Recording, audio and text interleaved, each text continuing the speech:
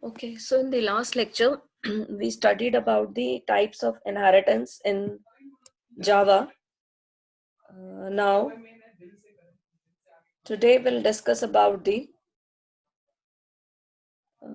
give me a moment.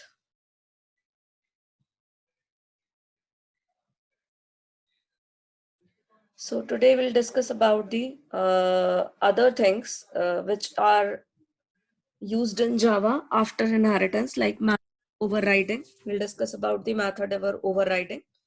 So let's take a revision about the inheritance. So basically, inheritance is a phenomena in which your child class inherits the properties of the parent class, right? Parent class. So we can see this particular example that employee is a parent class, programmer is a child class, and programmer is inheriting the is a child class. So programmer is inheriting all the properties of the employee class, right? Then we studied about the types of inheritance. So first type of inheritance that we can implement in Java is a single inheritance, where there is one parent class and one child class, right? So we can see in the example that animal is a parent class, dog is a child class, and the keyword that we have used to make the relationship between these classes is extends, right? So automatically the dog class will inherit the eat function of the animal class, which means the dog class will have two functions: eat from the animal and bark from the itself, right? So if we declare the object of dog class, we can call both functions bark and eat. Now the next type of inheritance is multi-level inheritance. It is also called as ladder type inheritance, where the parent class is having a child class, then the child class becomes the parent class and it is having a child class. So it's a kind of level kind of a structure can be created with it. So we can see in the diagram that class A is a parent class of class B, and then class B has become the parent class for class C. So basically the class B will have the properties of class A and class C will have the properties of class B as well as class A also. The third type of inheritance that we studied is hierarchical inheritance. So in hierarchical inheritance, basically there is a one parent class and one parent class can have more than one child class. So the relationship can be defined as follows: like animal is a parent class, dog is a child class of animal, and cat is also a child class of animal. So animal is a parent class, it is having a two child class, dog and cat. Okay? Okay, so the next concept that we are going to study is called as overriding. So overriding is basically a feature in which the child class has a method which is already declared in the parent class, right? So suppose we can see this particular example that there is a child class animal. Animal has having a method move, and there is a parent class animal which is having a method move, and there is a child class dog which is also having a method move. It is a redeclared method in the dog class. Now what are the conditions for the overriding? That the child class should have a method which is already declared in the parent class and it is redeclared in the child class with the same name, same return type and same parameter, right? So the condition is already declared here. When a method in a subclass has a same name, same parameter and same signature with same return type, then it is called as method overriding. Now what will happen in the method overriding? Generally क्या होता है कि जब आप inheritance define करते हो, आपने ईट method यहाँ पर बनाया, बाक मेथड यहाँ पे बनाया, लेकिन अगर मैं यहाँ पे ईट मेथड भी बना दूं डॉग के अंदर, तो क्या होगा कि जो पेरेंट क्लास वाला मेथड है वो चाइल्ड क्लास में ओवरराइड हो जाएगा. तो जब आप चाइल्ड क्लास का ऑब्जेक्ट बनाओगे और ईट फंक्शन को कॉल करोगे, so it will call its own function instead of calling to the parent function. ये अपने फंक्शन को कॉल करेगा. तो ओवरराइडिंग में बेसिकली क्या हो रहा है कि चाइल्ड अपने फंक्शन को कॉल कर रहा है और पेरेंट का जो फंक्शन है उसको ओवरराइड कर दे रहा है. और हमें चाहिए क्या? इनहेरिटेंस में हमें चाहिए ये होता है कि आपका जो पेरेंट का फंक्शन है वो एज इट इज रहे और जो चाइल्ड का फंक्शन है वो उसको कॉल, चाइल्ड का जो ऑब्जेक्ट है वो उसको कॉल कर पाए, right? So this is the concept of overriding. See the example. Class parent है जिसमें एक फंक्शन बनाया हुआ है आपने शो. अब आपने क्या किया हुआ है, एक चाइल्ड क्लास इसकी बनाई, तो आपने यहाँ पर शो वापस से डिक्लेयर कर दिया. Now if I declare the object of child class, अगर मैं चाइल्ड क्लास का ऑब्जेक्ट बनाऊं, अगर मैं ये करूंगी, if I'll do this and if I call c1 is equal to show, what should be the output? Output यहाँ पर क्या generate होगा? Child show instead of parent show. Why? Because the show function is now overridden by the child class and earlier it was declared in the parent class, but अब जब आप child का object बनाओगे तो ये अपना nearest function call करेगी, और nearest function कौन सा होगा इसका अपना, तो ये वाला मैसेज आपको मिलेगा इसमें. ठीक है. Now let's see. यहाँ पर मैंने ऑब्जेक्ट बनाया पेरेंट का, इससे शो को कॉल किया, तो मेरे को क्या मिलेगा, पेरेंट वाले शो का आउटपुट मिलेगा, यानी पेरेंट शो. उसके बाद मैंने क्या किया, अगर मैं चाइल्ड का ऑब्जेक्ट बना रही हूँ, ठीक है, यहाँ पर मैंने चाइल्ड का अगर ऑब्जेक्ट बनाया, if I am making an object of child, अगर मैं चाइल्ड का ऑब्जेक्ट बना रही हूँ और फिर शो को कॉल करूंगी, तो ऑब्वियसली मुझे आउटपुट क्या मिलेगा, चाइल्ड शो मिलेगा, क्योंकि वो ऑलरेडी ओवरराइड हो चुका है. ठीक है. तो अभी इस ओवररिडन के कॉन्सेप्ट को हटाने के लिए आप क्या यूज करते हो, you use a super keyword. So there are 3 uses of super keyword. Super keyword का फर्स्ट यूज क्या है कि super keyword can be used to refer immediate parent class instance variable. आपकी जो भी इमीडिएट पेरेंट क्लास है, immediate parent class का मतलब क्या हुआ, suppose A is a parent class और बी की चाइल्ड क्लास है, और उसके बाद फिर बी की चाइल्ड क्लास सी है, तो सी के लिए इमीडिएट पेरेंट कौन हुआ, बी, और बी के लिए इमीडिएट पेरेंट कौन हुआ, ए. ठीक है. तो अगर मैंने ए के अंदर कोई इंस्टेंस वेरिएबल डिक्लेयर किया हुआ है, तो इस वेरिएबल को रेफर करने के लिए बी क्लास क्या यूज कर सकता है, सुपर कीवर्ड यूज कर सकता है. तो अगर बी क्लास अपने अंदर लिखता है सुपर डॉट ए, तो ये एक्चुअली किसको रेफर कर रहा है, इस वाले इंटीजर ए को रेफर कर रहा है. सुपर का मतलब parent and A is a instance variable of the parent class. ठीक है. सेकेंड क्या है, super can be use to invoke the immediate parent class method.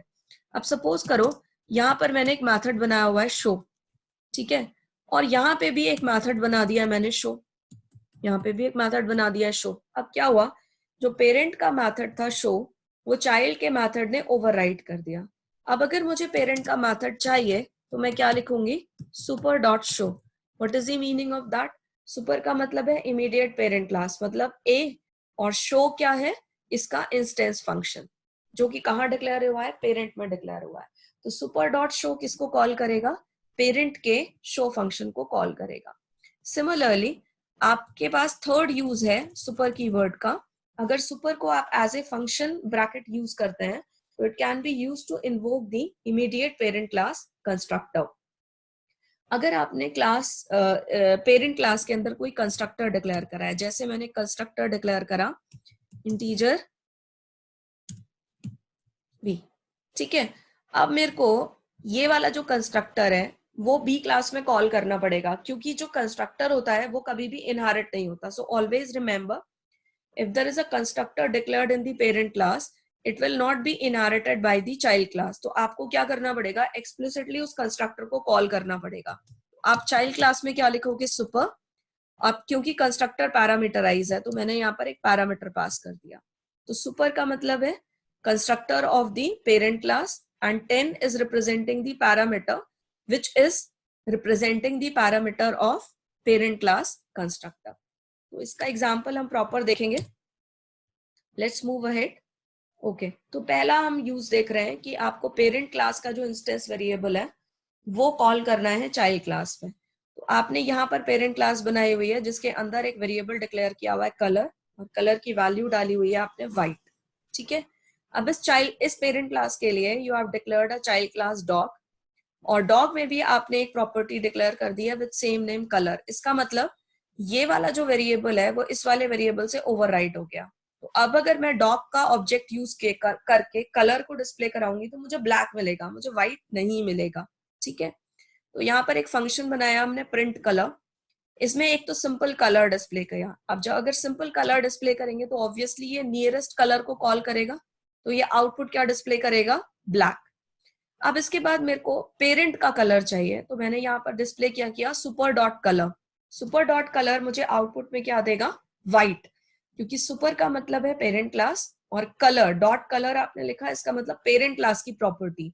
तो ये पेरेंट क्लास के कलर वाले वेरिएबल को कॉल कर रहा है। सो ऑब्वियसली आपको आउटपुट में क्या मिलेगा, यहाँ पर व्हाइट मिलेगा। So it is a first use of super keyword. Now come to the next use of super keyword. Super keyword का मैंने आपको नेक्स्ट यूज क्या बताया था, it is use to invoke immediate parent class method. तो immediate parent class method में आपने अगर मैथड को ओवरराइड कर दिया है चाइल्ड क्लास में और चाइल्ड क्लास का ऑब्जेक्ट डिक्लेयर करोगे, तो ऑब्वियसली वो जो मैथड है पेरेंट क्लास वाला वो कॉल नहीं होगा। तो यहाँ पर एक एग्जांपल देते हैं। आपने एक एनिमल क्लास डिक्लेयर करी जिसमें आपने एक ईट फंक्शन डिक्लेयर किया हुआ है।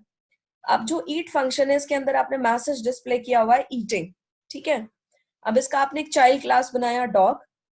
डॉग में आपने ईट फंक्शन फिर से रीडिक्लेयर कर दिया, तो विच मीन्स ये वाला जो फंक्शन है ये क्या हो गया, ओवररिडन फंक्शन हो गया, ये ओवरराइड कर रहा है। अब क्या हुआ, अगर आप डॉग का ऑब्जेक्ट बनाते हो तो डॉग का ऑब्जेक्ट बनाने पर ये क्या करेगा कि ईट फंक्शन को अगर आप कॉल करोगे तो ये अपना फंक्शन कॉल करेगा और आपको प्रिंट करके देगा ईटिंग ब्रेड। जबकि हमें चाहिए क्या, एनिमल का आउटपुट चाहिए।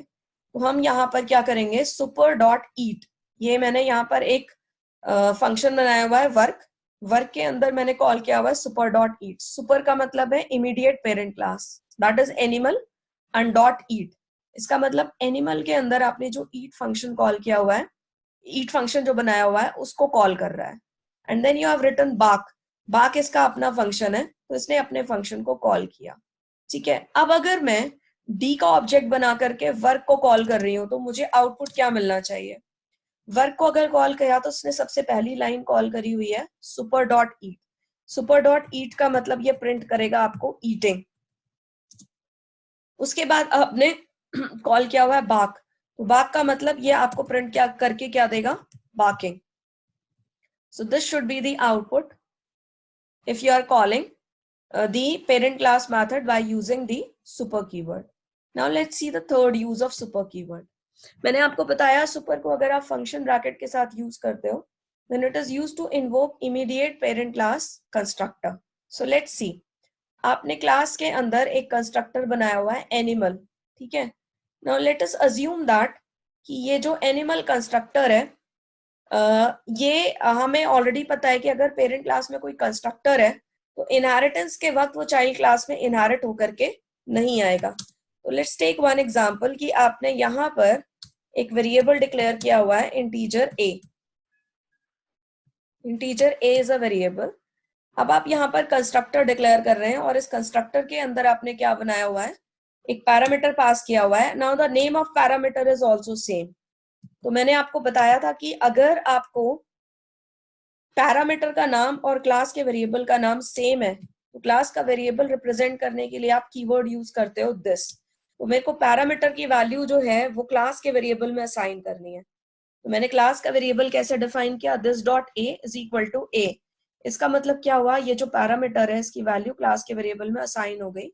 अब मैंने यहाँ पर एक मैसेज डिस्प्ले कर दिया है, एनिमल इज क्रिएटेड, एंड मैं यहाँ पर ए की वैल्यू डिस्प्ले कर रही हूँ। तो दिस डॉट ए को मैं डिस्प्ले कर रही हूँ यहाँ पर, ठीक है। ये है मेरी parent class. Now come to the child class.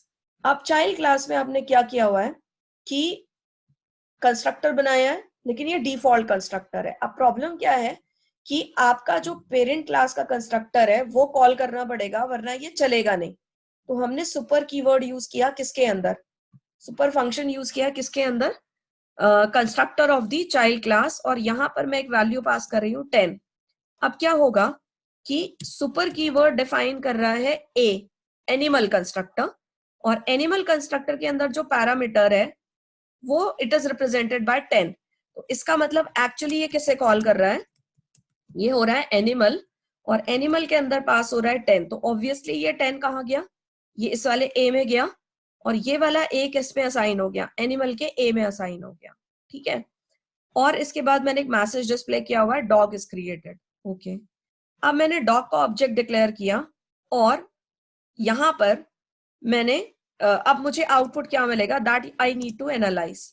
तो जब आपने डॉग का ऑब्जेक्ट क्रिएट किया, डी कंस्ट्रक्टर को इसने कॉल किया, सबसे पहले आपने मैसेज लिखा हुआ है सुपर 10।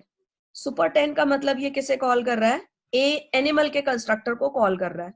आपको आउटपुट मिलना चाहिए एनिमल इज क्रिएटेड, ठीक है, and 10।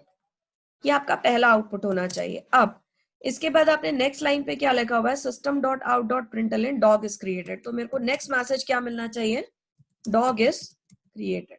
This message should I should get.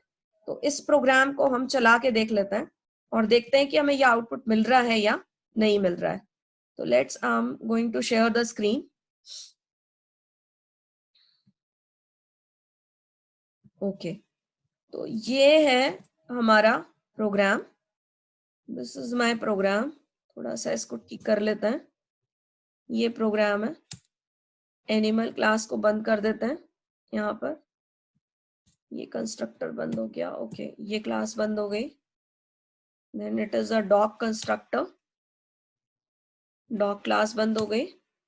फिर ये टेस्ट सुपर क्लास है, आपने ये करना है। आपके हिसाब से आउटपुट ये मिलना चाहिए आपको, है ना। तो let's save this program. Program को किस नाम से सेव करेंगे, टेस्ट सुपर 3 के नाम से सेव करेंगे। इस क्लास को पब्लिक बना देते हैं। अब now let's save this program, test super 3 dot Java. Execute करके देखते हैं इस प्रोग्राम को। Okay, so Java C,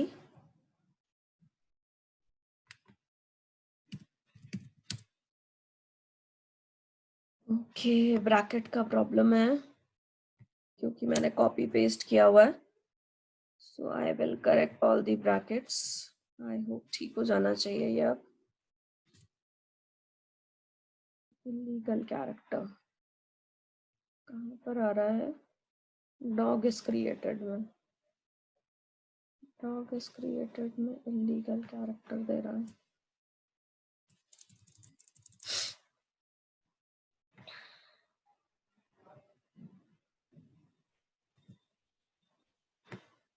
Let's try to run this program. No, it is still.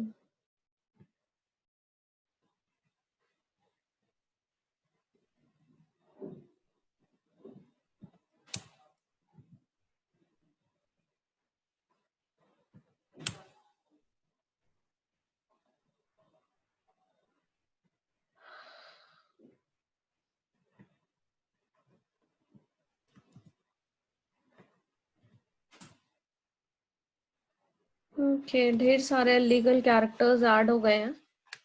तो एक बारी क्लास को फिर से बना लेते हैं। मैं शेयर कर रही हूँ, मैं फिर से एक बारी प्रोग्राम लिख रही हूँ। तो एक बार इसको देख लेते हैं। Class animal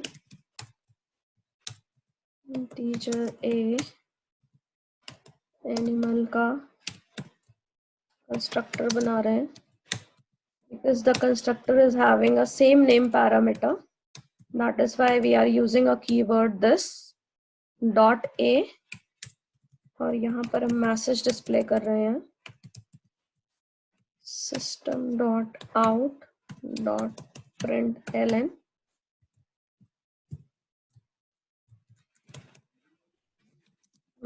created and plus a। Animal को बंद कर दिया। Now we'll create a class dog, dog extends animal, animal, ठीक है।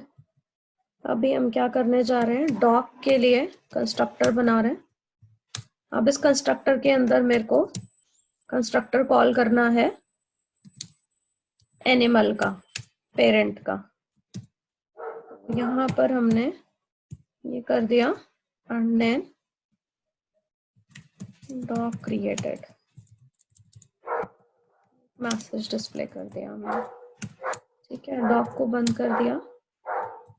अब यहाँ पर हम बना रहे हैं क्लास टेस्ट सुपर 3 पब्लिक बना देते हैं इसे, पब्लिक क्लास टेस्ट सुपर 3.